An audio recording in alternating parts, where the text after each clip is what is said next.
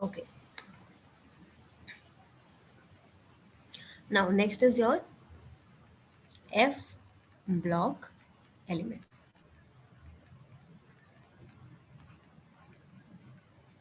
Okay, when we are talking about F block elements, that means the electrons will be, the last electron will be entering into the F subshell. Okay, and its penultimate subshell. तो वो configuration जब आप लिखते हो तो उसके accordingly आपको ये चीज़ें समझ में आएंगी. So here write down elements in which last electron enters to the F subshell of anti-penultimate shell. That is third last shell are called F block elements. And what is the general term for this electronic configuration? So outer electronic configuration will be n minus 2 f. Electron will be filled from 1 to 14. Then n minus 1 d will come, where electrons will be 1 or 0 or 1, and ns2. This is the general form of F block elements का configuration. लिखो जल्दी से.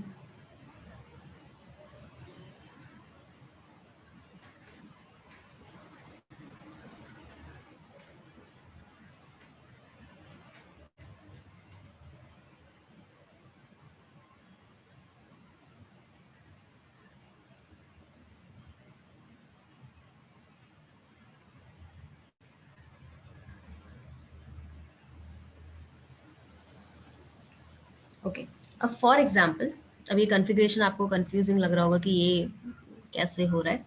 तो हम इसमें example लेते हैं. I have this ल्यूटेनियम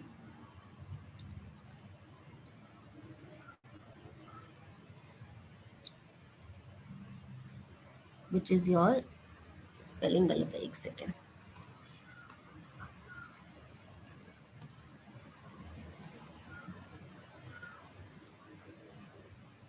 और इसका इलेक्ट्रॉनिक कन्फिग्रेशन होता है xenon. Then we have 6s2, 4f14 and 5d1. अभी ये कैसे इलेक्ट्रॉनिक कन्फिग्रेशन आया? तो अभी let's look at the periodic table.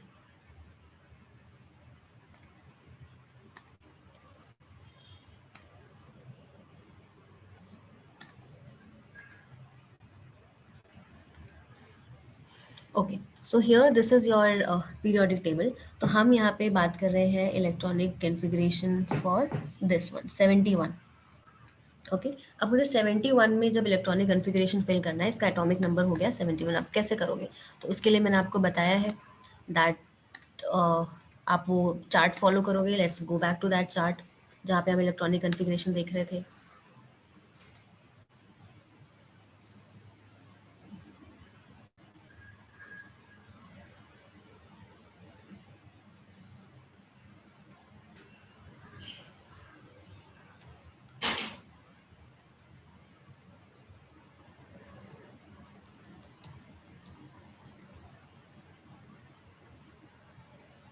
Okay, have you people done the homework of writing the electronic configuration? वो होमवर्क किया सबने?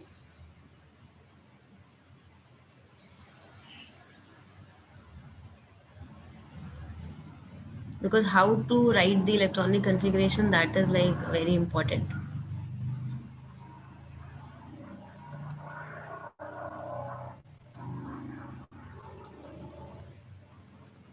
Okay, so I was talking about this. अब मेरे पास एटॉमिक नंबर कितना है? 71. अभी 71 के लिए पहले मैं फिल करूंगी 1s2, 2s2, 2p6, 3s2, 3p6, 4s2, 3d10. then it will be 4p6, 5s2, 4d10, 5p6, 6s2, then 4f14 and 5d1. बात समझ में आ रहा है? इसीलिए हमने इसका जनरल कॉन्फ़िगरेशन कैसे लिखा, n माइनस टू एफ 1 से लेके 14 हो सकती है फिलिंग, तो ये n माइनस टू है। नेक्स्ट वाला जब आप लिख रहे हो n माइनस वन डी 0 या फिर 1, जितना भी इलेक्ट्रॉन्स आप फिल कर रहे हो, और उसके बाद आ रहा है आपके पास NS2। तो ये NS2 जो है वो कौन सा है, 6 है। तो अगर यहाँ पे n की वैल्यू 6 है तो यहाँ पे मेरे पास 5d आ रहा है, क्योंकि 6 माइनस वन 5d ये रहा, और n माइनस टू कितना है, 6 minus two, that means 4f। Got it?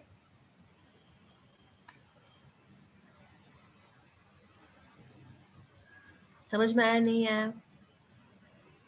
This is what I mean, क्योंकि ये जनरल कॉन्फ़िगरेशन जो आया है that has like come from this thing only.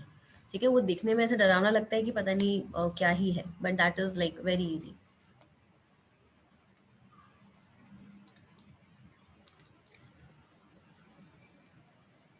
अच्छा, ये होमवर्क दिया था, क्वेश्चन किया बेटा ये होमवर्क वाले? मैम उसमें डाउट था। ओके ठीक है, एक सेकंड इसको डिस्कस कर लेते हैं, अदरवाइज रह जाएगा।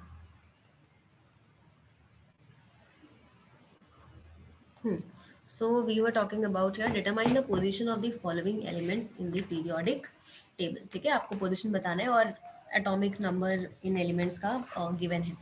ओके, तो सबसे पहले अगर आपको पोजीशन बताना है तो इलेक्ट्रॉनिक कॉन्फ़िगरेशन जो है वो पता होना चाहिए। अगर एटॉमिक नंबर 48 है, ओके, तो इलेक्ट्रॉनिक कॉन्फ़िगरेशन जो होगा वो क्या होगा, के आर। के आर हम क्यों लिख रहे हैं, के आर जो है दैट इज योर क्रिप्टन, तो क्रिप्टन का एटॉमिक नंबर होता है 36।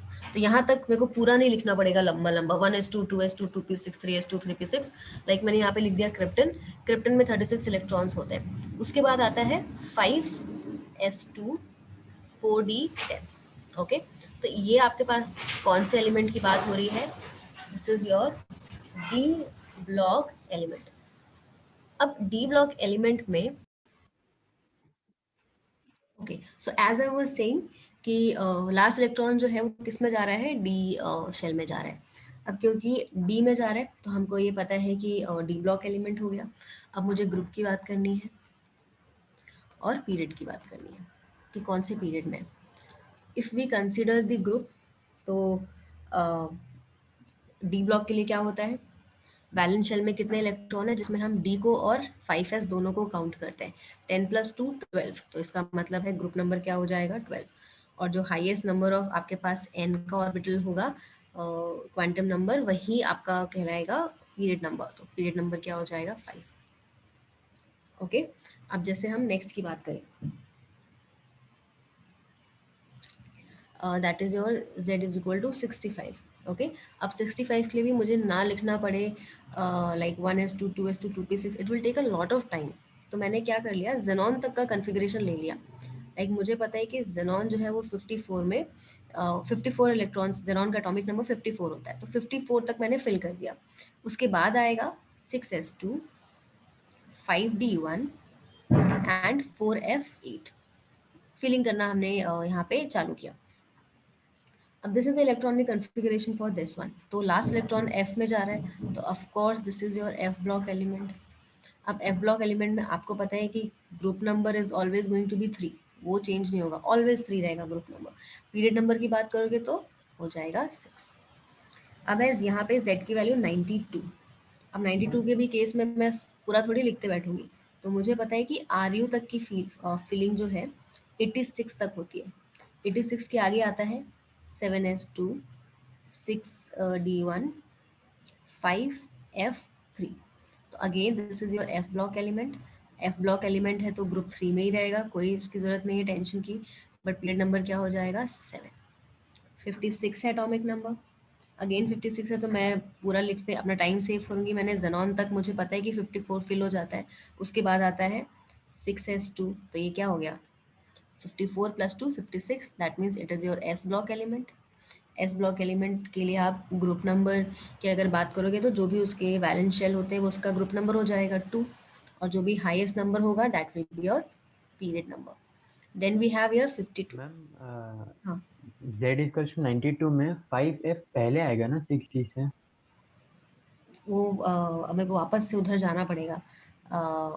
5F लिखते, मतलब लिखते टाइम ऐसे ही लिखते हैं, बट एनर्जी वाइज लिखा हुआ है यहाँ पे, मतलब वैसे आता 5F पहले ही है। आप देखोगे तो 5 पहले आना चाहिए, बट एनर्जी जो है वो 6D की कम होती है। तो जो मैंने इस तरीके से फिल करना बताया वो एनर्जी के हिसाब से ही बताया है फिल करना। जो हम ये फिलिंग कर रहे हैं ना वो एनर्जी के हिसाब से कर रहे हैं, तो लिखते भी फिर उसी के हिसाब से। ठीक है मैम। ठीक है, जैसे हमने लिखा 1s2 2s2 2p6 3s2 3p6 4s2 and 3D10, तो हमने S2 को पहले लिखा है क्योंकि उसमें फिलिंग पहले होती है, क्योंकि उसकी एनर्जी कम होती है। ठीक है, कई बार लिखते टाइम आपको ऐसे भी लिख देगा वो 3D10 4s2। तो इसका मतलब ये नहीं है कि मतलब इलेक्ट्रॉन्स इसमें पहले भरे हैं, नहीं, पहले इलेक्ट्रॉन्स गए इसमें है। तो this is how we write. तो उसको जो ऑर्डर बताया है उसको लिखने के ही ऑर्डर से बताया मैंने। ठीक है, ठीक है मैम। ओके। अब हमारे पास है जिसका एटॉमिक नंबर है 52। अगेन मैं अपना टाइम सेव करूंगी, मैं सारी चीज़ें नहीं लिखूंगी। मुझे पता है क्रिप्टन तक 36 इलेक्ट्रॉन्स फिल हो जाते हैं। तो 36 के बाद आता है 5s2 4d10 5p4। तो ये कौन सा एलिमेंट हो गया? पी ब्लॉक वाला एलिमेंट हो गया। अब पी ब्लॉक एलिमेंट के लिए हम क्या करते हैं, जो भी उसके वैलेंस शेल है, तो वैलेंस शेल में आप कौन कौन से चेक करोगे यहाँ पे? दिस 4, सॉरी 5 वाला ये और 5 वाला ये, बिकॉज कंसिडर करते हैं हम बैलेंस निकालने के लिए लास्ट शेल ही कंसिडर करते हैं, भरना वाला चाहे जो भी हो, whatever the filling you are using. But जब आप बैलेंस शेल की बात करोगे तो हम लास्ट वाले शेल को ही कंसिडर करते हैं, तो ऑफकोर्स 5 वाला आएगा। 4 + 2 6 हो गया। और पी ब्लॉक के लिए क्या बोला था? उसमें आपको 10 को ऐड करना है, तो ग्रुप नंबर हो जाएगा 16 और पीरियड नंबर क्या हो जाएगा? 5। देन हमारे पास जेड की वैल्यू है यहाँ पे 114। अरे थोड़ा गड़बड़ हो गया है क्वेश्चन, सॉरी, इसको 74 करो। This is not 114, 74। 114 तक मतलब लेके जाना नहीं है, उतना नहीं आएगा कभी। ठीक है, इसको एक बार खुद से ट्राई करना, बट समझ में आ गया करना कैसे है। It is all about your electronic configuration. आप इलेक्ट्रॉनिक कन्फिग्रेशन अगर आपको पता है तो कर लोगे। कौन सा ऑर्डर समझ में नहीं आया प्रशस्ति?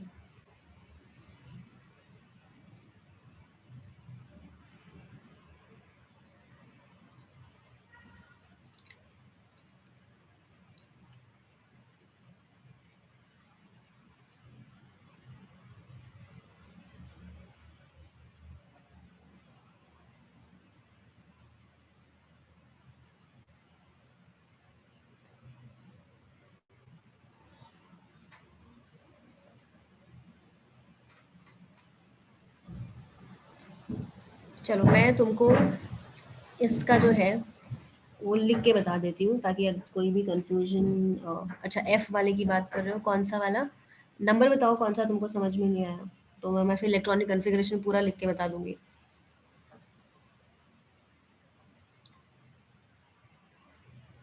सेकंड वाला और थर्ड वाला, दोनों में से कौन सा? अच्छा, फोर्थ वाला। z इज इक्वल टू 56 की बात कर रहे हो, उसमें f कहाँ है बेटा? f थोड़ी, वो तो s ब्लॉक वाला है। मैम सेकेंड वाला। सेकंड वाला ना, ओके।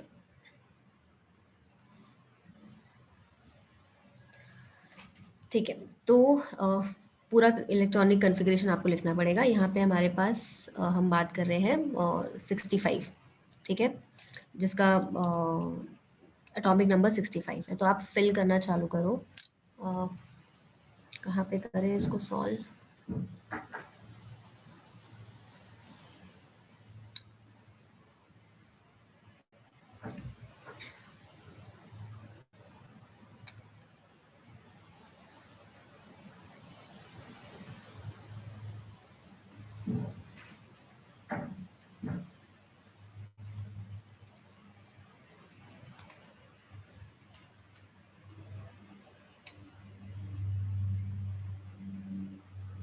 ओके, अब जब आप इसमें फिलिंग करोगे तो कैसे कैसे फिल होगा? 1s2 2s2 2p6 3s2 3p6 4s2 3d10।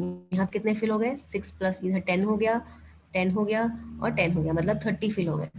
Okay, 3D 10 के हिसाब से। ठीक है, अब आगे बढ़ोगे,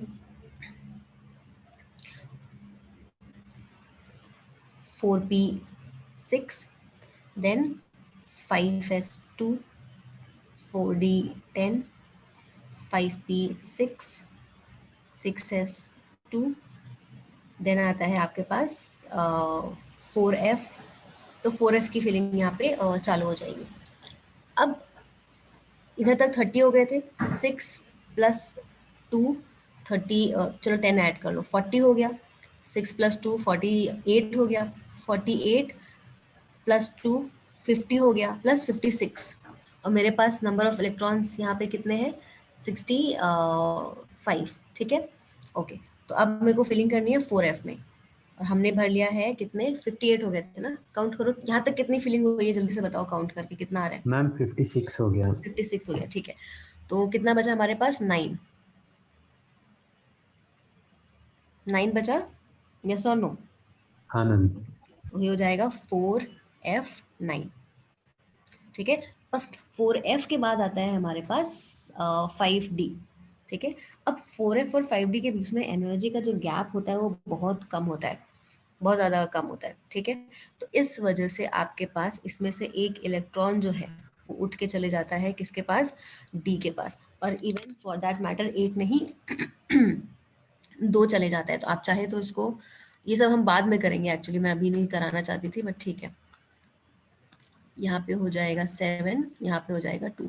इसका रीज़न क्या है, इसमें से 2 इलेक्ट्रॉन उठ के यहाँ चले गए और ये चला गया 5d2 और ये बन गया 4f7। The reason is that कि हाफ फिल्ड, मैंने आपको लास्ट क्लास में बताया था कि हाफ फिल्ड ऑर्बिटल जो होते हैं they are more stable as compare to the this thing, fully as compare to the in between वाले। तो 4f9 जब हम फिल करे तो वो इन बिटवीन आ रहा था। तो इन बिटवीन को थोड़ा सा ज़्यादा स्टेबल करने के लिए हमने क्या कर दिया, उस एक इलेक्ट्रॉन को शिफ्ट कर दिया, 2 इलेक्ट्रॉन को शिफ्ट कर दिया 5d में, और 4f में कितना रखा, 7 इलेक्ट्रॉन्स। ठीक है, यस मैम। ओके। और चाहे तो आप इसको ऐसे भी लिख सकते हो, आप गलत नहीं हो अगर आप ऐसा ऐसा भी लिखोगे ना, 4d9 अगर लिख रहे हो तो इट्स नॉट रॉन्ग, वो गलत नहीं है। ये स्टेबल करने के लिए हमने उसको यहाँ पे कर दिया। अगर आप यहाँ तक भी लिखोगे, sorry 4f not 4d, 4f9 भी लिखोगे दैट इज ऑल्सो करेक्ट। आपका आंसर और ग्रुप नंबर सेम ही आएगा, उसमें कोई चेंज आने वाला नहीं है। ठीक है, यस मैम। ओके। ऐसे ही बाकी सबका भी हो रहा है। तो अब जैसे कि मैंने अपना टाइम सेव करने के लिए मैंने क्या कर लिया, जेनॉन 54 ले लिया। ठीक है, तो यहाँ तक आया हमारे पास 30, 40 और 48, यहाँ तक बन गया 54। तो अब मैं ये वापस से थोड़ी पूरा लिखते बैठूँ, मैं बार बार थोड़ी 1s2 2s2 2p6 लिखूंगी। तो मुझे पता है कि जेनॉन का 54 होता है और यहाँ तक इसकी फिलिंग होती है 5p6, और 5p के बाद 6s चालू होता है। तो टू सेव माई टाइम मैंने जेनॉन तक लिख लिया। तो ये आपको तभी पता चलेगा जब आपको ये सब चीज़ें याद है कि जेनॉन कहाँ पे ख़त्म होता है या क्रिप्टन कहाँ पे ख़त्म होता है, इलेक्ट्रॉनिक कन्फिग्रेशन। तो वो धीरे धीरे आपको लर्न करना पड़ेगा। Got it? अभी क्लियर है? Yes ma'am. Okay, next question था यहाँ पे, how many electrons are present in 4th period of periodic table in which elements are present in 4d subshell. ठीक है, ओके। तो सीधा पीरियोडिक टेबल देखते हैं। पीरियोडिक टेबल में, ठीक है, तो इसमें आपसे पूछा है कि 4th पीरियड में, तो 4th पीरियड आपके पास कौन सा है, ये हो गया 1 2 3 and 4th, this is your 4th period. तो 4th पीरियड के पीरियोडिक टेबल में कितने ऐसे एलिमेंट्स हैं जिसमें इलेक्ट्रॉन्स जो है वो 4d में जा रहे हैं। ठीक है, तो वो एक भी नहीं है। 4d की जो फिलिंग होती है वो यहाँ से चालू ही नहीं होती, यहाँ पे 3d की फिलिंग होती है, यहाँ पे 4d होता है, यहाँ पे 5d चालू होता है और यहाँ पे 6d चालू होता है। चाहे तो इसको लर्न कर लो। तो थर्ड जो आपके पास क्वेश्चन है, सेकंड क्वेश्चन, उसका आंसर क्या हो जाएगा, 0। What it? यस और नो भाई, जल्दी से बोलो। Yes ma'am. ओके, नेक्स्ट आपको बोल रहा है last question, if N orbital can accommodate 3 electrons. ठीक है, अभी हम क्या कर रहे थे कि तो ये 1 बॉक्स था, एक बॉक्स, उसमें हम 2 ही इलेक्ट्रॉन भर रहे थे। तो s में अगर कोई भी s ऑर्बिटल है तो हम हर जगह सिर्फ s2 लिख रहे थे, और p के खुद के भी तीन और बॉक्सेस होते हैं, तो यहाँ पे हम 6 इलेक्ट्रॉन्स लिखते थे। अब ये बोल रहे हैं कि अगर एक बॉक्स जो है वो इंस्टेड ऑफ 2 3 इलेक्ट्रॉन्स फिल करना चालू कर दे, ओके, तब आपको ये प्रेडिक्ट करना है कि how many elements are present in fourth period. तो फोर्थ पीरियड में कितने एलिमेंट्स आपके पास प्रेजेंट होंगे। Has anyone, yes Krish, your answer is right, good. कैसे किया Krish? Let me know, you have you like counted it or what? Ma'am दो दो एलिमेंट का था, तो फिर उसको एक एक एलिमेंट, अगर एक एक इलेक्ट्रॉन का होता तो उसका निकाला, फिर उसको 3 से मल्टीप्लाई कर दिया। हाँ ठीक है, तो ये हमारे पास पूरे ग्रुप्स आ गए। तो जब भी आप एलिमेंट्स लिख रहे हो तो जो भी आपने कॉन्फ़िगरेशन लिखा है उसको बस 3 से मल्टीप्लाई कर दो, तो वो आपको बता देगा कि कितने उसमें एलिमेंट्स जो है वो प्रेजेंट होंगे।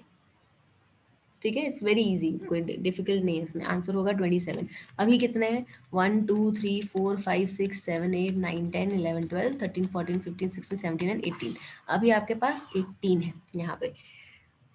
अगर आपका हर एक ऑर्बिटल में 3 इलेक्ट्रॉन फिल होने लग जाएगा तो this period will contain how many now? 27 elements. Okay, yes और नो?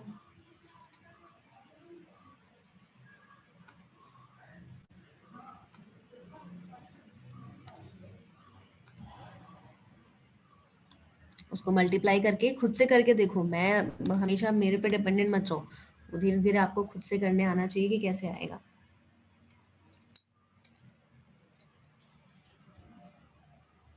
तो जो मैं बोल रही हूँ उसको ध्यान से सुनो and try to do it by yourself.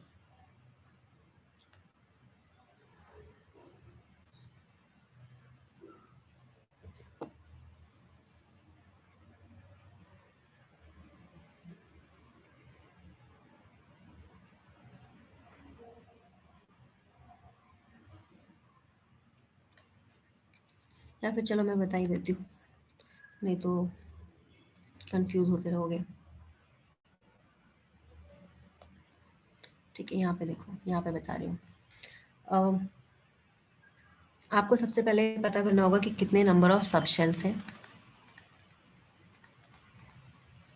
Then आपको पता करना है नंबर ऑफ ऑर्बिटल्स, ठीक है, और देन आपको पता चल जाएगा कि कितने नंबर ऑफ एलिमेंट्स उसमें प्रेजेंट है। ठीक है, चाहे तो फॉर्मूला आप लिख लो। Okay,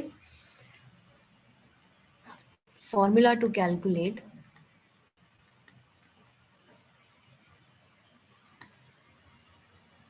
number of subshell. अगर सबशेल निकालने का क्वेश्चन आता, ठीक है, तो उसके लिए फॉर्मूला है n+2/2। ऐसे अगर आपको फाइंड आउट करना है नंबर ऑफ पीरियड,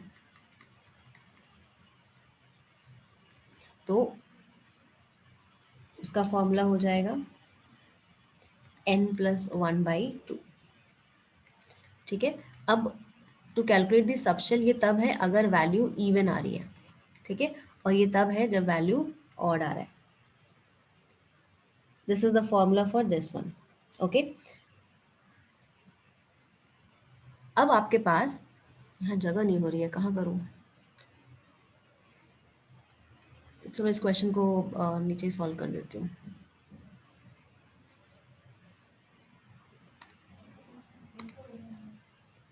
इसको दोबारा करते हैं, नीचे करते हैं solve.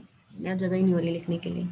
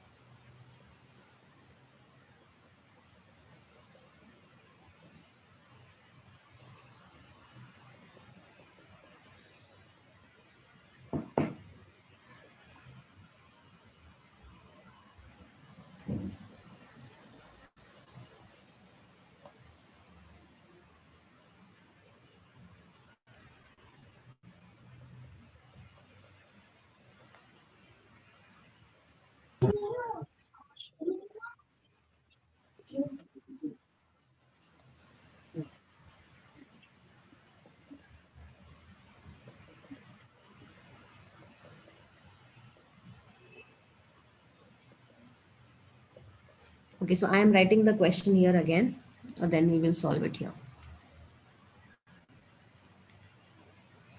If an orbital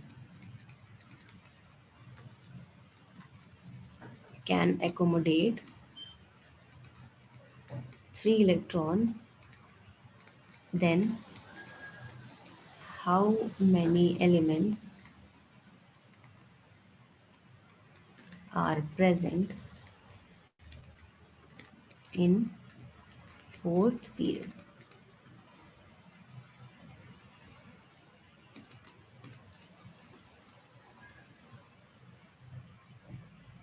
Okay, so now अगर 2 इलेक्ट्रॉन्स हम फिल कर रहे थे तो हमारे पास कितने एलिमेंट्स थे? 18. ठीक है, अब हम क्या कर रहे हैं, हमको देखना है कि अगर 3 को हम फिल कर रहे हैं तो कितना आ जाएगा? 18/2 और multiplied by 3, that is your 2 से यहाँ पे डिवाइड कर दो और यहाँ पे आ जाएगा 9 और इधर हो जाएगा 27. एक तो ये बहुत ही सिंपल मेथड से आप कर सकते हो, ठीक है, यूनिटरी मेथड से एकदम सिंपल है, कुछ नहीं है. एक और मेथड जो है, जो मैं भी फॉर्मूला बता रही थी, बट उसके लिए थोड़ा सा principal quantum number, azimuthal quantum number, magnetic quantum number, ये सब आना चाहिए जो कि हम एटॉमिक नंबर में पढ़ते हैं. तो उसको अभी के लिए छोड़ देते हैं, that is just not required. Simple unitary method से कर लो. ये तो समझ में आया ना? This is what I was saying कि 3 से मल्टीप्लाई कर लो. जब 2 इलेक्ट्रॉन्स फिल करे थे तो 18 एलिमेंट्स थे, 3 इलेक्ट्रॉन फिल करोगे तो कितना हो जाएगा? 18/2 मल्टीप्लाइड बाई 3, सिंपल.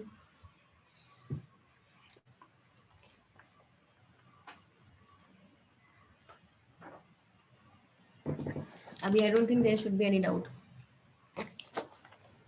बाकी जो दूसरा वाला फॉर्मूला है उसको अभी के लिए छोड़ दो, that we will do later on, not required to do right now.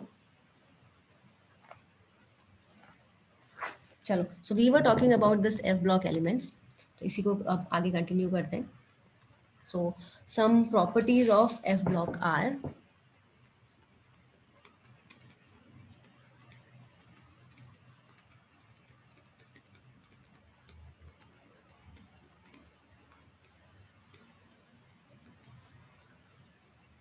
first thing, all the metals are mostly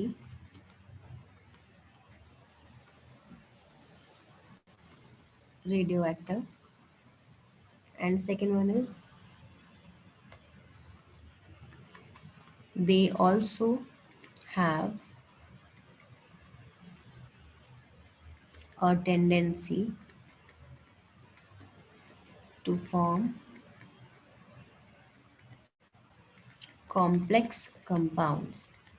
ठीक है, बहुत ही कॉम्प्लेक्स कंपाउंड्स ये फॉर्म कर सकते हैं, which will be later, which will talk about in later on, like 12th में पढ़ेंगे हम किस टाइप के कॉम्प्लेक्स कंपाउंड्स फॉर्म करेंगे.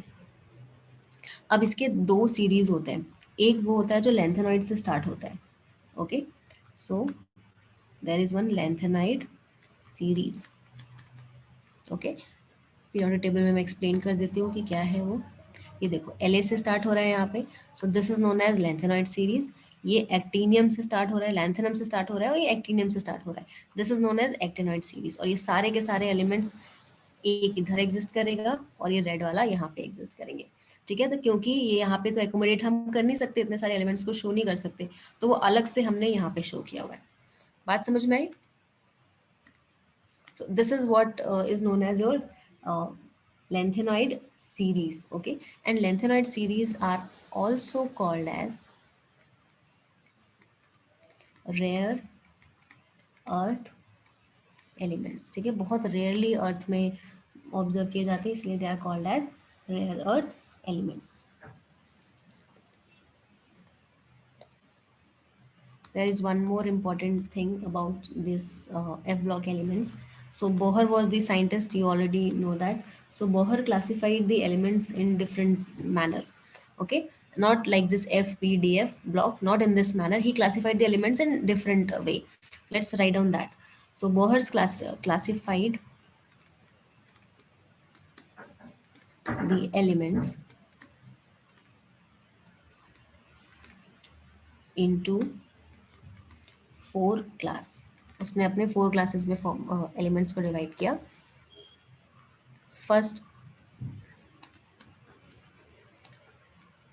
First one was your noble gases. तो जो ग्रुप 18 है ऑफ कोर्स वो आ जाएगा किसमें, नोबल गैसेस में. Okay, then he classified second one, that was your normal elements. Normal elements में कौन कौन से आएंगे, एस एंड पी ब्लॉक. अगर ऐसा कुछ क्वेश्चन आपको देखने को मिलता है तो आपको समझना है कि किसकी बात हो रही है. So S and P block elements excluding, ठीक है, एक्सक्लूडिंग नोबल गैसेस कर दो. excluding noble gases are called as your normal elements. Then third में जो divide किया था that was your transition elements. Okay, तो इसमें D block को consider किया था. जितने भी आपके D block elements होंगे वो transition elements कहलाए जाएंगे. ठीक है, तो इसमें लिख लो earlier all D block elements are called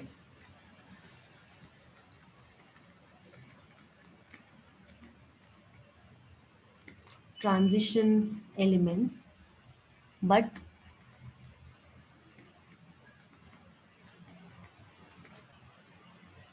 according to latest definition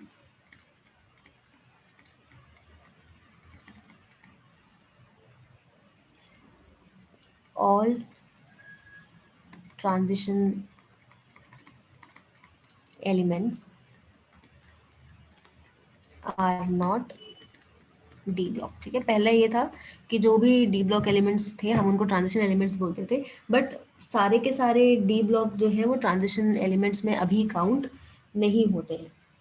ठीक है, वो कौन कौन से हैं, अभी ट्रांजिशन मेटल की डेफिनेशन अगर हम बात करें तो वो ये है, डेफिनेशन लिख लो. ट्रांजिशन एलिमेंट्स, उनकी डेफिनेशन क्या होती है, those metals whose atomic configuration in the ground state or ionic configuration which have partially filled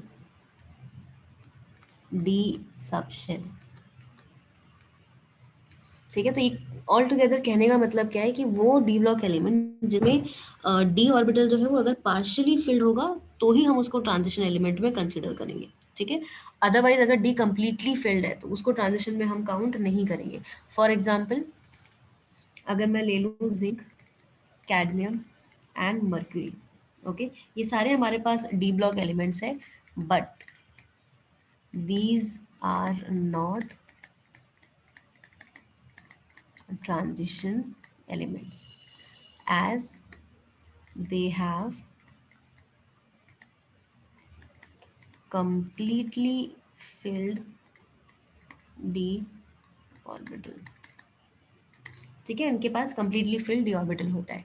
अगर हम periodic table को consider करें यहाँ पे तो we are talking about this zinc, cadmium and mercury. ये रेडियो एक्टिव है तो हम इसको कंसिडर नहीं कर रहे, हम इसी को ले रहे हैं. अब जैसे जिंक की बात करें उसका इलेक्ट्रॉनिक एटॉमिक नंबर 30 होता है, तो अगर मैं लिखना चाहूँ तो 1s2 2s2 2p6 3s2 3p6 4s2 3d10. This is the electronic configuration of zinc. अब जिंक में मैं ये देख रही हूँ कि पूरा का पूरा डी ऑर्बिटल कंप्लीटली फिल्ड है, तो this is not called as your transition element. ठीक है, ट्रांजिशन एलिमेंट्स वही होंगे जिसमें डी ब्लॉक में पार्शियली फिल्ड इलेक्ट्रॉन्स प्रेजेंट हो. जैसे मैं कॉपर ले लूँ तो कॉपर का यहाँ से यहाँ तक सेम होगा और इधर होगा 3d9. ओके, तो ये पार्शियली फिल्ड है और since it is partially field तो कॉपर आपके पास ट्रांजिशन एलिमेंट्स हम बोलेंगे, बट जिंक को ट्रांजिशन एलिमेंट्स नहीं बोलेंगे. Is it clear to everyone or not?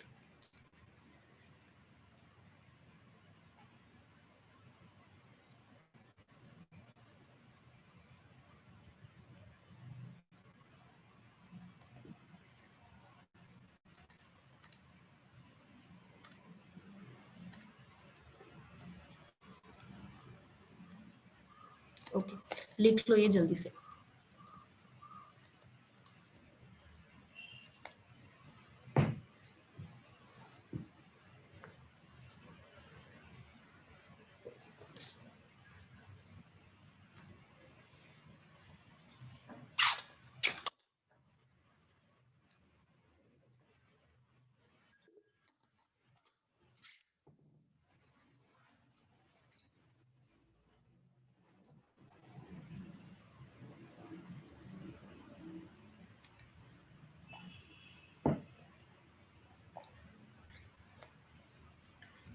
Fourth जो पोर्शन था, मतलब क्लासिफिकेशन था, that is your inner transition elements.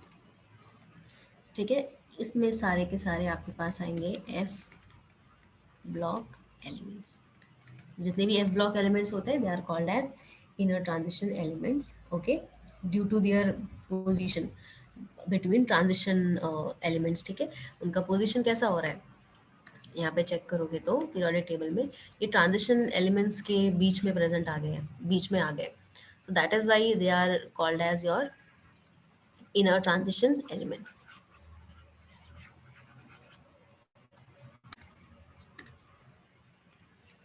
So here write down F block elements due to their position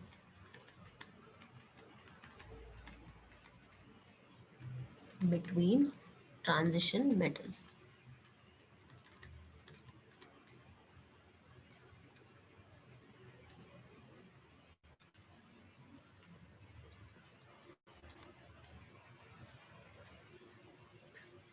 लिखो जल्दी से।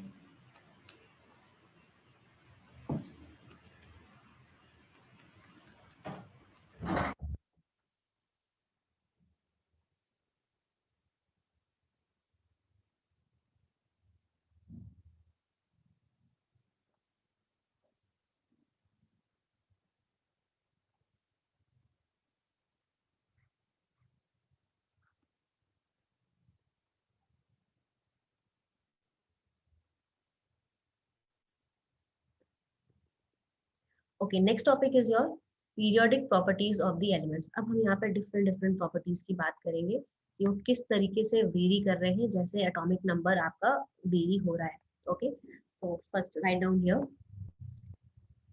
When elements are arranged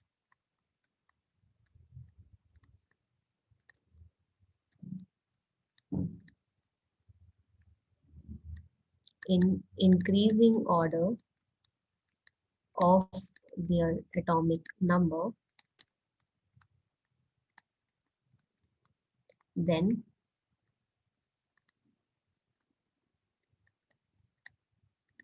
after a certain interval,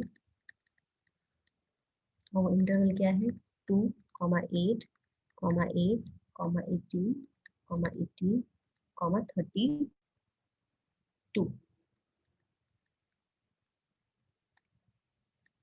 This is also, these are also called as magic number. Okay, 32, ये अगर आपके पास interval आ रहे हैं, elements with similar properties are repeated due to repetition of outer electronic configuration.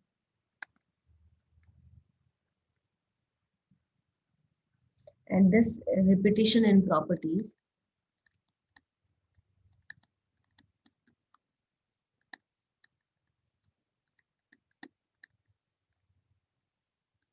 of elements is called as periodic properties. Okay, अब इन्हीं periodic properties के बारे में हम बात करेंगे. So what they mean to say is, if I check this periodic table, lithium के नीचे सोडियम है, तो पहले वाले में 2 एलिमेंट्स थे, सेकंड वाले में 8 है, थर्ड वाले में 8 है, इसमें 18 है, इसमें 18 है, बीच में इधर 14 एलिमेंट्स आ रहे हैं। ओके, तो इधर हो जाएगा 32 और यहाँ पे भी हो जाएगा 32। सो this is your magic number. तो 2 के बाद 8 आया, 8 के बाद फिर 8 आ रहा है, तो इस गैप पे अगर आप एलिमेंट्स को प्लेस कर रहे हो तो आपको कुछ रिपीटेटिव प्रॉपर्टीज ऑब्जर्व हो रही है। वो रिपीटेटिव प्रॉपर्टीज किसकी वजह से हो रही है? उनके इलेक्ट्रॉनिक कन्फिग्रेशन में रिपीटेशन आ रहा है। जैसे लिथियम की बात करूँ, lithium is 1s2 2s1। Sodium की बात करूँ 1s2 2s2 2p6 3s1। तो इसके आउटर इलेक्ट्रॉनिक कन्फिग्रेशन सेम हो गए। तो मोस्ट ऑफ द प्रॉपर्टीज जो है, मतलब किस तरीके से ये केमिकली रिएक्ट करेंगे, वो भी क्या करेंगे, इसी इलेक्ट्रॉन्स पे डिपेंड करेगा। तो क्योंकि दोनों का electronic configuration, outer electronic configuration is same, तो केमिकल प्रॉपर्टीज भी क्या होंगी, काफी हद तक सेम होंगी। ओके, तो वो ग्रुप में प्रॉपर्टीज किस तरीके से वेरी कर रही है और पीरियड में जब हम मूव कर रहे हैं तब कैसे वेरी करेंगे, that we are going to study here in this periodic properties. तो सबसे पहला जो पीरियोडिक प्रॉपर्टी है that is your atomic radius.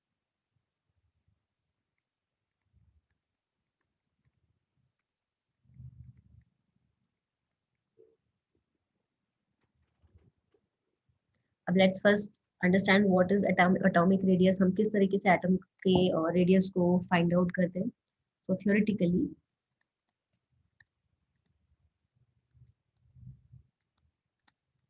atomic radius is defined as the shortest distance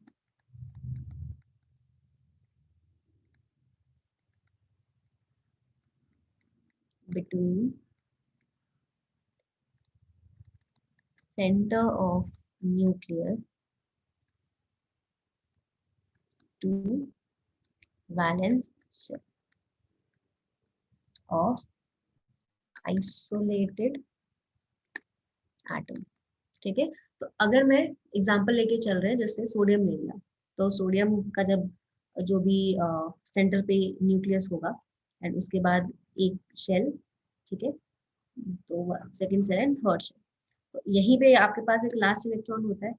तो इसके सेंटर के न्यूक्लियस से यहाँ तक जो भी डिस्टेंस होने वाला है that will be called as or atomic radius. Theoretically this is what we define. But क्या इतना इजी है कि हम किसी भी एटम का रेडियस निकाल के उसका पता कर पाए कि कितना है? वो हमारे पास बहुत डिफिकल्ट है कि एक आइसोलेटेड एटम को मैं निकाल के उसका रेडियस फाइंड आउट कर पाऊँ, क्योंकि एक ही एटम इतना छोटा होता है साइज में कि वहाँ पे कैलकुलेशन करना काफी डिफिकल्ट हो जाता है। तो हम डिफरेंट डिफरेंट मेथड से एटॉमिक रेडियस जो है वो फाइंड आउट करते हैं। ठीक है, let's talk about that.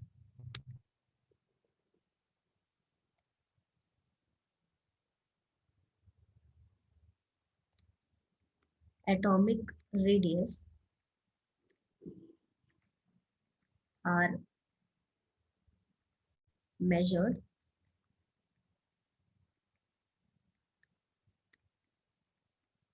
in their bonded condition, and that may be of following three types। ठीक है, तो आइसोलेटेड एटम को लेना इज वेरी डिफिकल्ट, तो हम उसके बॉन्डेड फॉर्म में ही एटॉमिक रेडियस फाइंड आउट करते हैं। तो पहला है आपके पास covalent radius. First one is your covalent radius, second one is your metallic radius,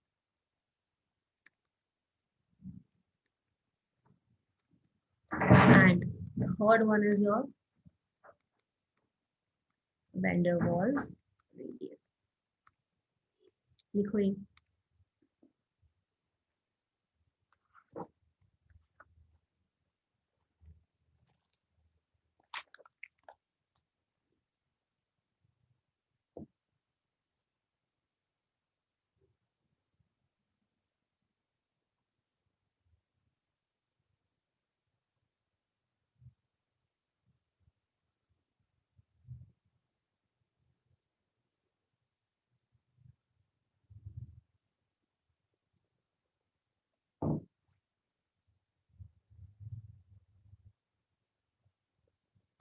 So let's first talk about covalent radius.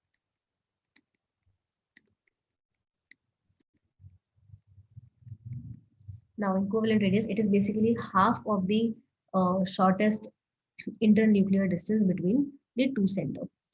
मेरे पास ये एक एटम है और एक ये एटम है, मान लेते हैं ये भी हाइड्रोजन का है, ये भी हाइड्रोजन का है, तो ये इसका न्यूक्लियस हो गया और ये इसका न्यूक्लियस हो गया। इसके बीच का जो भी डिस्टेंस आएगा उसको हम मेजर कर, उसको let's say we call it as d, तो जो भी इसका हाफ होगा that will become the radius. क्योंकि मैं इकलौता हाइड्रोजन, सिंगल हाइड्रोजन नहीं होता, एग्जिस्ट नहीं करता, उसको डिफिकल्ट है, तो हम क्या करते हैं उसके बॉन्डेड फॉर्म में रेडियस फाइंड आउट करते हैं। Okay, so this will be called as your, ये जो डिस्टेंस है, this distance will be your covalent radius of hydrogen atom। और अगर मुझे definition लिखना है तो this is your, it is the half of the shortest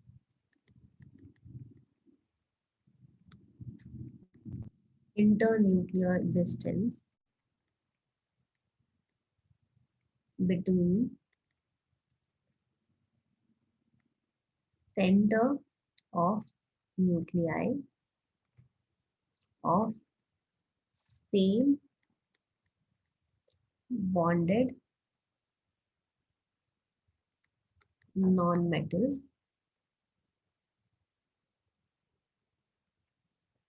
write down this।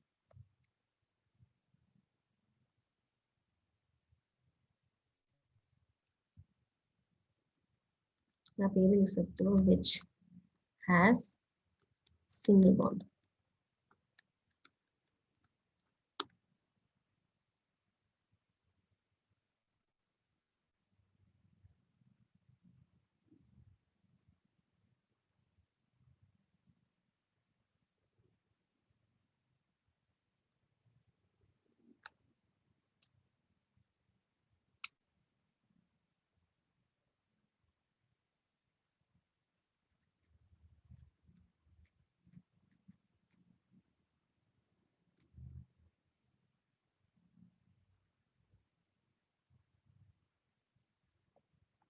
समझ में आया?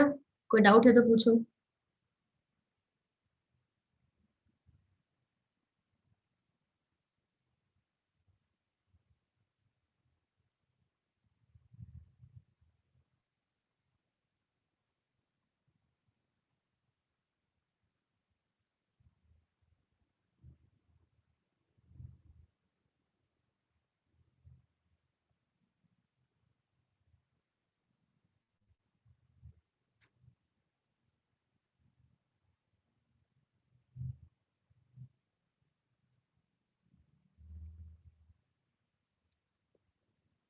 Okay, now what will happen, यहाँ पे तो मैं हमने बोल दिया कि ये सेम एटम है, ठीक है। What will happen if atoms जो है आपके पास different.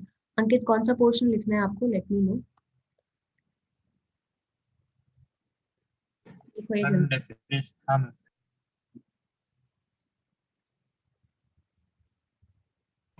Ma'am definition atomic radius. Definitions no, okay, इसका डेफिनेशन बोल रहे हो, ओके लिख लो।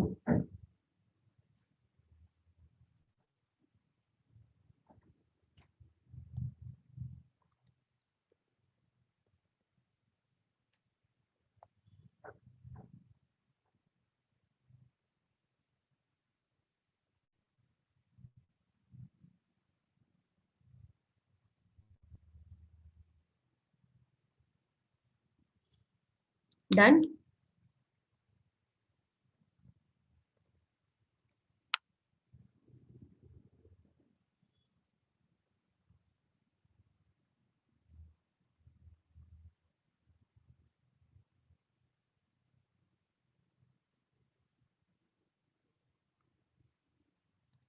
Okay, so this was the case when atoms जो थे वो क्या थे आपके सिमिलर हैं। ओके, और इस केस में अगर आपको रेडियस फाइंड आउट करना है तो आप इसको केस ए करके चाहे तो लिख सकते हो। अगर यहाँ पे आपको रेडियस फॉर्म करना है तो आपको पता है कि जो भी डिस्टेंस है इनके बीच में D, let's say this is your atom A and this is your atom B, it will be equal to the radius of atom A and radius of atom B। अगर मुझे दोनों सेम ही है तो इसको इसको भी A कर लो, because both the atoms are same, this will be equal to D is equal to 2RA। तो RA अगर मुझे निकालना हो जाएगा तो क्या हो जाएगा, D/2। दूसरा केस है when the bond is between different atoms, when the bond is between different non metals, covalent bonds non metals में ही होते हैं, है ना। तो उस केस के लिए let's say this is your atom A, this is your atom B, ये इसका न्यूक्लियस है और ये इसका न्यूक्लियस है, इन दोनों के बीच का this is your distance. Okay, इस केस में इसका एक फॉर्मूला होता है, that is your D is equal to R A plus R B minus delta electronegative into 0.09। ये इलेक्ट्रोनेगेटिव का मतलब क्या है, delta E N here is difference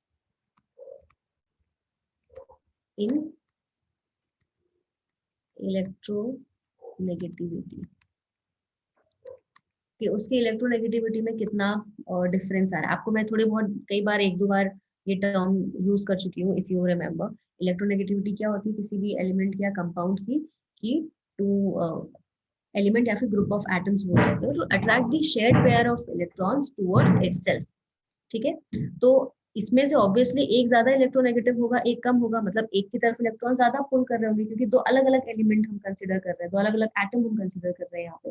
तो जो भी जिसका भी पावर आपके पास ज्यादा होगा, that is going to create a difference between the electronegativity. तो वो डिफरेंस हमको यहाँ पे पता होना चाहिए, difference in electronegativity of atom A and atom B. अगर क्वेश्चन आएगा तो वो आपको ऑब्वियसली ऑलरेडी बताएगा कि इन दोनों की इलेक्ट्रोनेगेटिविटी के बीच में डिफरेंस क्या है, पोटेंशियल लेने की जरूरत नहीं है, या तो दोनों की इलेक्ट्रोनेगेटिविटी गिवन होगी तो उससे आप डिफरेंस निकाल लोगे, ठीक है, या आप ऑलरेडी डिफरेंस गिवन होगा क्वेश्चन में। ठीक है, got it. I don't think इस पे तो क्वेश्चन की प्रैक्टिस की भी जरूरत नहीं है।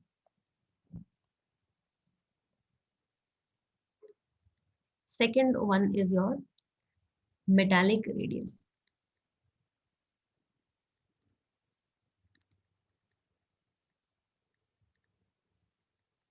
और इसको क्रिस्टल रेडियस भी बोलते हैं।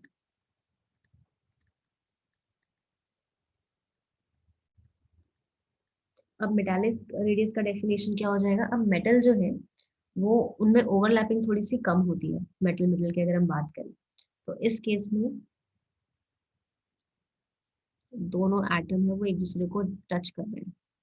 ओके, एक इसका न्यूक्लियस है और एक सेंटर पे इसका न्यूक्लियस है, इसके बीच का आपके पास जो भी डिस्टेंस है, ठीक है, दिस इज, और इसका half, this half distance is known as your radius and this is your metallic radius and this whole distance is your d.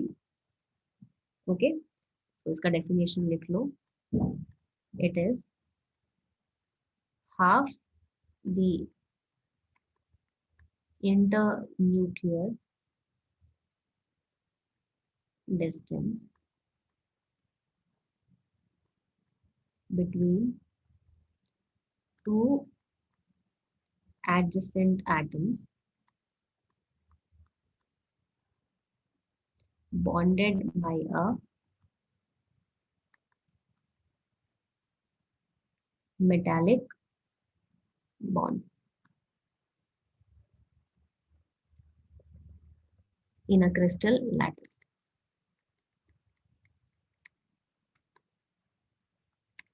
Crystal lattice means तो solid form होता है, that is known as crystal lattice of this radius.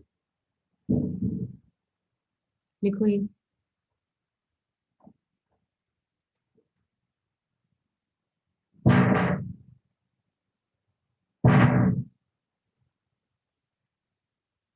अब अगर मैं आपसे question पूछूं कि covalent radius बड़ा होता है या फिर मेटालिक रेडियस बड़ा होता है? What will be your answer?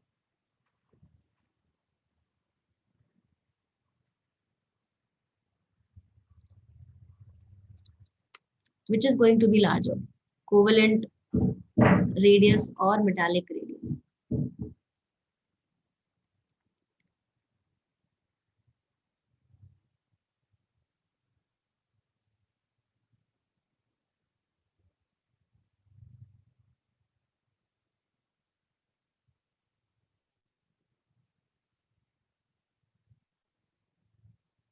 Yes, it is going to be your metallic radius. ठीक है, metallic radius will always be greater than your covalent radius. Clearly दिख रहा है कि यहाँ पे ओवरलैपिंग प्रेजेंट है, यहाँ पे जस्ट एडजेसेंटली ज्वाइंड है, तो यहाँ पे एक पॉइंट लिख लो, metallic radius is greater than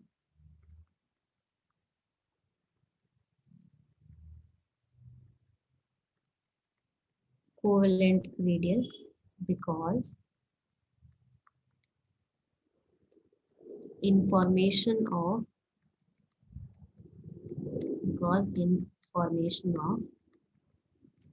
covalent radius overlapping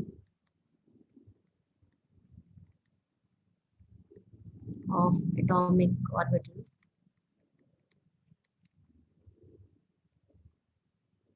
occur, due to which internuclear distance decreases. Okay, लिखो ये।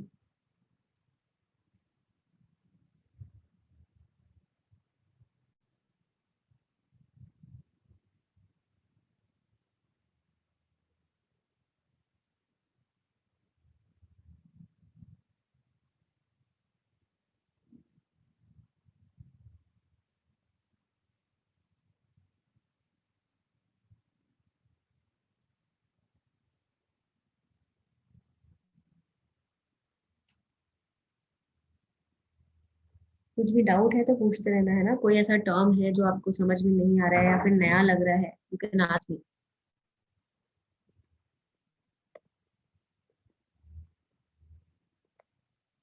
थर्ड इज योर वैंडर वाल radius.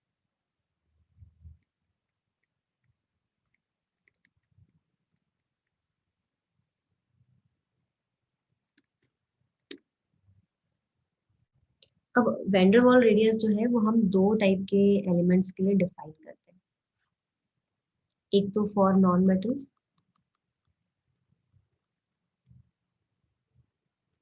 And second one is for inert gases.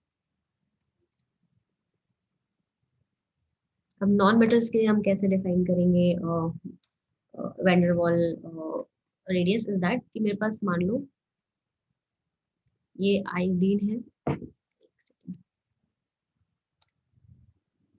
और ये आयोडीन, तो ये दोनों ही आयोडीन है, थोड़ा साइज मैंने बड़ा छोटा कर दिया है, खुद से देख लेना है, एग्जैक्ट साइज लेना पड़ेगा।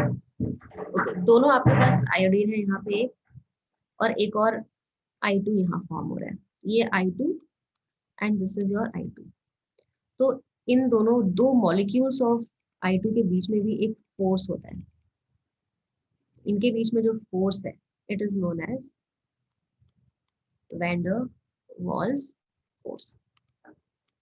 ठीक है, तो अब ये जो दो एटम्स हैं आपके, इनके बीच का अगर मैं डिस्टेंस निकालूं यहाँ पे, तो वैंडर वाल फोर्स से ज्वाइंट है, तो this is your internuclear distance, और ये जो हाफ हो जाएगा इस इंटरन्यूक्लियर डिस्टेंस का, that will be called as van der Waals radius. Okay, और अगर हम इनर्ट गैसेस की बात करें, इनर्ट गैसेस वो होते हैं जो ऑफ कोर्स प्रॉपर्ली कंबाइंड नहीं होंगे एक दूसरे से।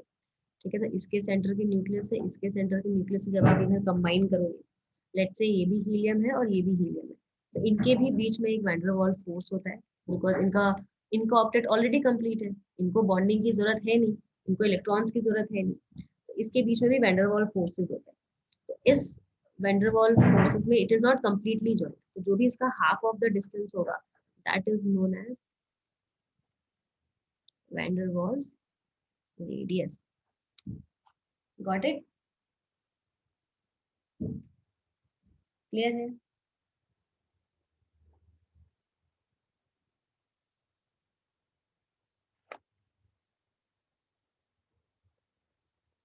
ड्रॉ करो इसको और फिर लिखो यहाँ पे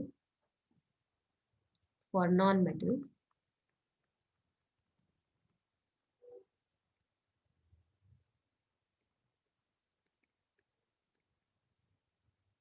it is half of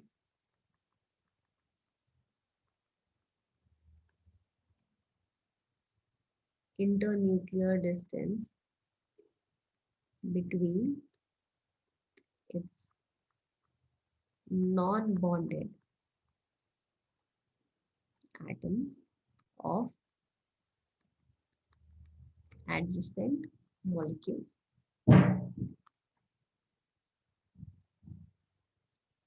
in solid state. इसकी बात करोगे for the case of inert gases. So for inert gases, it is half of internuclear distance between its non-bonded atoms held by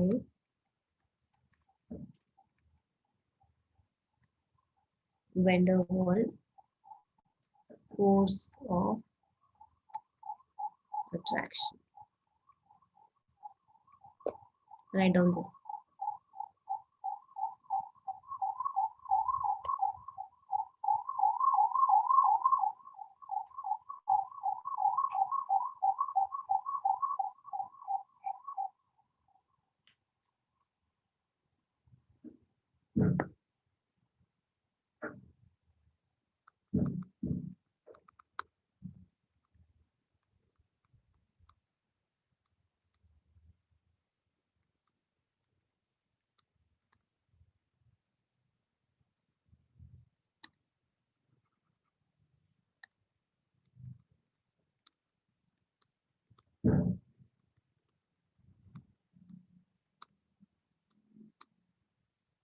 Okay, metals में there is no van der Waals forces are present in the case of metals.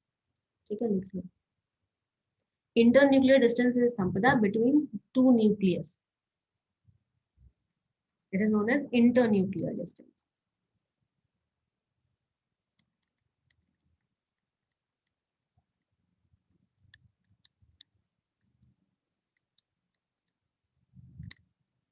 ठीक है, प्रशस्ति क्या समझ में नहीं आया पूछो. Which portion you didn't understood? I am saying that अगर नॉन मेटल्स में ये वाले अगर इसका बॉन्ड, ये दो बॉन्ड कंसिडर करो, ठीक है, और इसके बीच का हाफ डिस्टेंस निकालो, तो वो तो कोवेलेंट रेडियस हो गया. तो दो मॉलिक्यूल के बीच में जो भी फोर्स होगा और उसके इंटरन्यूक्लियर डिस्टेंस को अगर हम फाइंड आउट करेंगे, then it is known as your van der Waals radius, because उनके बीच में प्रेजेंट होता है वैन डेर वाल्स फोर्सेस. ऐसे ही इनर्ट गैसेस जो होते हैं वो इतना आसानी से किसी के साथ बॉन्ड नहीं करते, बिकॉज उनका ऑक्टेट कंप्लीट होता है.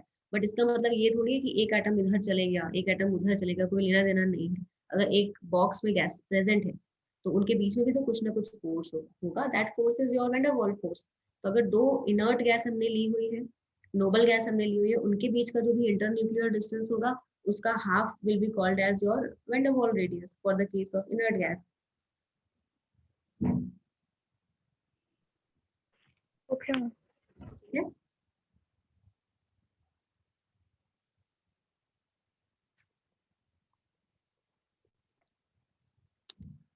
Done writing?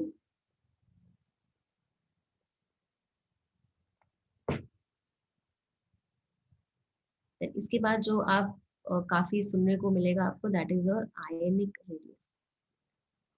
कि आयनिक रेडियस क्या होगा, तो इसमें भी दो चीजें आएंगी, एक तो कटायन और एक anion. Let's talk about size of cation. Cations क्या होते हैं? Positively charged species. So in this case, size of cation is smaller than its parent atom, because in cation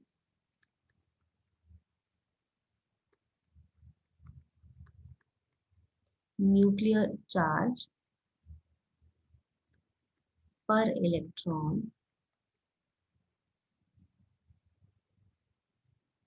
increases. Thus,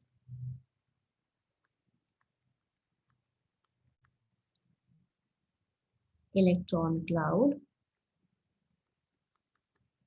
contracts, which lead to the decrease in atomic radius. Okay, so now what this statement is saying that I am taking this example of sodium.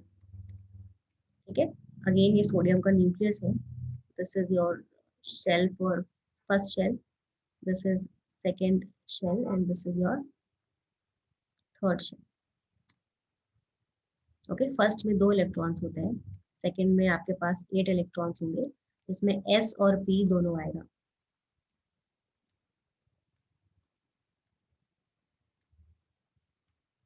और last में 1 electron होता है। अभी जब मैंने ये sodium का electronic configuration लिखा हुआ है तो ये न्यूट्रल है, there is no charge present in it. अब मैंने ये क्या किया कि एक इलेक्ट्रॉन को बाहर से रिमूव कर दिया, ये वाला शेल हट गया, है ना। ऑफ कोर्स अब ऐसा ऐसा नहीं है कि लाइन ड्रॉ हुई है और शेल निकल गया, बट मैं उसको कंसिडर नहीं करूंगी ना, क्योंकि उसमें इलेक्ट्रॉन प्रेजेंट नहीं है। So I am going to consider these only, जहाँ पे ये तो न्यूक्लियस हो गया, इस पे 2 इलेक्ट्रॉन्स हैं और इस पे 8 इलेक्ट्रॉन्स हैं, ठीक है।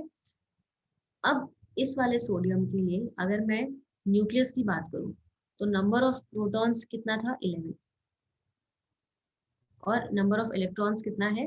11। तो न्यूट्रल है, जित एकदम मीडियम फोर्स एक दूसरे पे लगा रहे हैं। अब सोडियम की ये सॉरी न्यूक्लियस की क्या टेंडेंसी होती है? वो पॉजिटिवली चार्ज है, क्योंकि प्रोटॉन्स प्रेजेंट होते हैं, तो वो क्या करता है? इलेक्ट्रॉन को अपनी तरफ हमेशा थोड़ा बहुत खींच के रखता ही है, क्योंकि वो पॉजिटिवली चार्ज है। तो इलेक्ट्रॉन्स नेगेटिवली चार्ज है तो वो अपनी तरफ खींच रहे हैं। अब यहाँ पे एक शेल आपके पास हट गया, प्रोटॉन अभी भी 11 है और इलेक्ट्रॉन अब कितने हो गए? 10। तो क्योंकि नंबर ऑफ इलेक्ट्रॉन्स कम हो गए, तो न्यूक्लियर चार्ज मतलब न्यूक्लियस के ऊपर जो चार्ज था वो क्या हो गया? एज कंपेयर टू इलेक्ट्रॉन्स ज्यादा हो गया। ऐसा नहीं कि इससे ज्यादा हो गया, बट इलेक्ट्रॉन से कंपेयर करेंगे तो न्यूक्लियर चार्ज ज्यादा हो गया। अब न्यूक्लियर चार्ज ज्यादा हो जाएगा तो वो इलेक्ट्रॉन्स को अपनी तरफ ज्यादा पुल करेगा, और क्योंकि इलेक्ट्रॉन्स को अपनी तरफ ज्यादा पुल कर रहा है तो इलेक्ट्रॉन क्लाउड क्या हो जाएगा? छोटा हो जाएगा। तो इसकी वजह से साइज क्या हो जाएगा? डिक्रीज। बात समझ में आया? तो ये चीज यहीं पे बोल रहा है कि अगर हम किसी पेरेंट एटम से कंपेयर करें, इसका पेरेंट एटम ये है, तो जो कटायन फॉर्म हुआ है उसका size will always be lesser than the parent atom. और यहाँ पे ये फॉर्म कर रहा है Na+, क्योंकि क्या कर दिया इसने? एक इलेक्ट्रॉन लूज कर दिया है। Ankit, cation is positive charge, it could be anything, वो एटम टू एटम वेरी करेगा। सोडियम के लिए वो +1 है, और मैग्नीशियम के लिए +2 हो सकता है, +3 हो सकता है एल्यूमिनियम के लिए। तो this positive charge can very depending upon the आप कौन सा एलिमेंट ले रहे हो।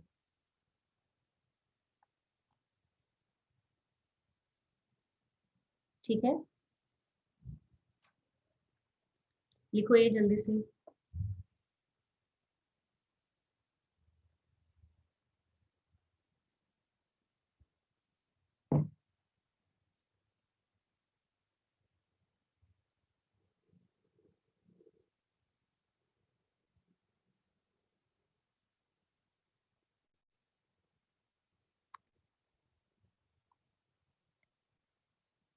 अब इसी के बेसिस पे एक Z by E का रेशियो निकलता है.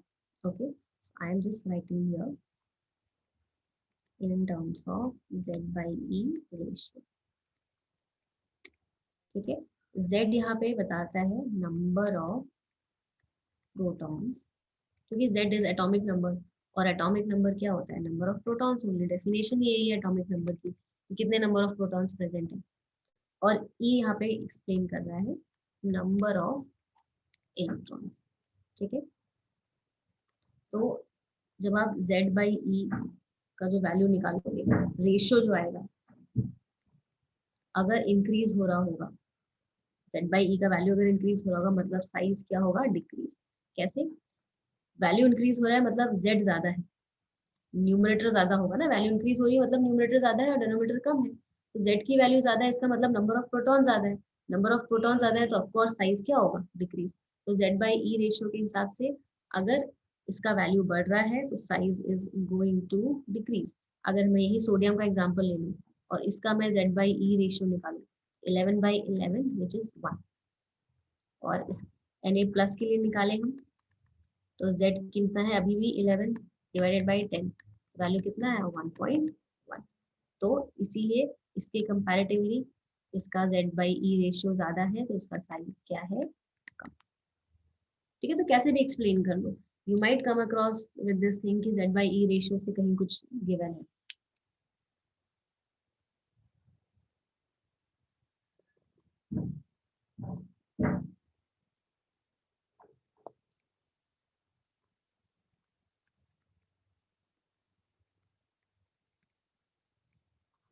तो अगर हम ऑर्डर ऑफ रेडियस अगर निकालना चाहें, सपोज मैं एग्जांपल ले रही हूँ, मेरे पास है मैंगनीज, मैंगनीज +2, मैंगनीज +6 और मैंगनीज +7.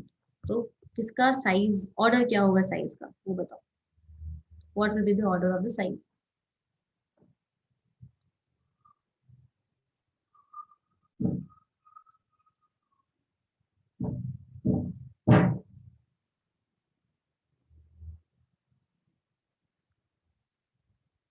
जल्दी से बताओ, इतना टाइम नहीं लगना चाहिए. What is the order of radius?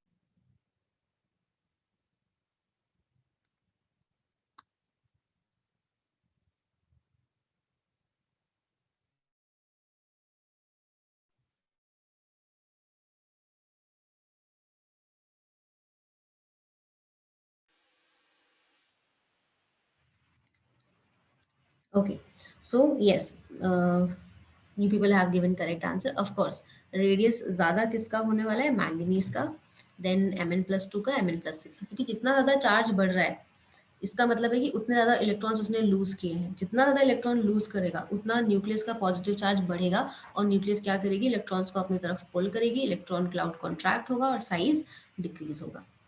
एक और क्वेश्चन लिखो. इन विच कंपाउंड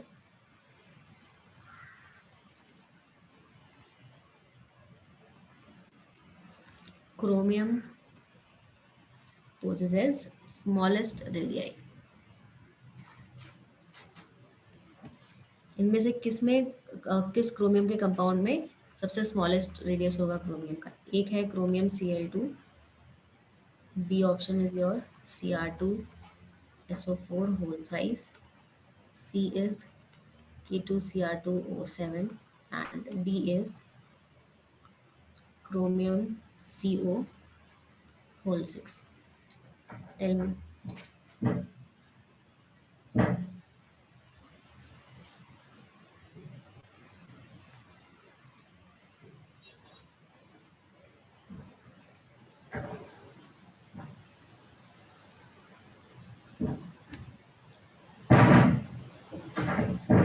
देखो, अब इसको सॉल्व कैसे करना है. हमें तो यहाँ पे सब क्रोमियम है और मेरे को ये पता होना चाहिए कि उसके पे चार्ज कितना है। तो आपको ऑक्सीडेशन स्टेट निकालना मैं बता ही चुकी हूँ। यहाँ पे क्रोमियम पे +2 होगा चार्ज, क्योंकि एक क्लोरीन पे माइनस होता है, 2 क्लोरीन पे -2 होगा, तो इधर +2 होगा। ऐसे ही इसका काउंट करोगे, so for 1 chromium charge will be +3। इसमें कितना होता है +6, ये तो आपको पता ही है। इसका आपको नहीं पता होगा, दिस इज योर कार्बोनिल, ठीक है, थोड़ा नया कंपाउंड है CO। तो CO का ऑक्सीडेशन नंबर 0 होता है।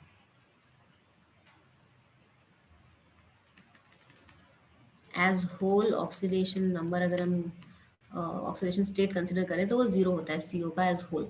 तो क्रोमियम का यहाँ पे होगा 0। ओके, तो जितना ज़्यादा प्लस चार्ज उतना ही क्या होगा उसका स्मॉलेस्ट रेडियस। Got it?